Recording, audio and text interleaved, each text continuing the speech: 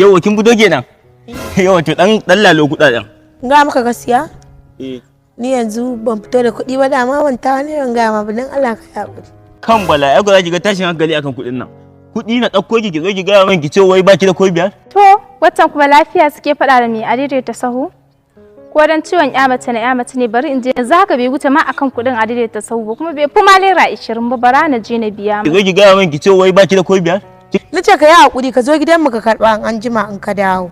Kin ga kawata me yake faruwa anan ne tun daga can na hango ku sai rigima kuke ne da ce bari in zo ciwon ya mace ne na san bai wuce akan kuɗin a daidaita naira 20 ba na zo na biya. Kin ga wani mashin ɗin nan wai ya ɗauko ni ba ni da kuɗi shine yake taimun terere. Kai nawa ne kuɗin naka?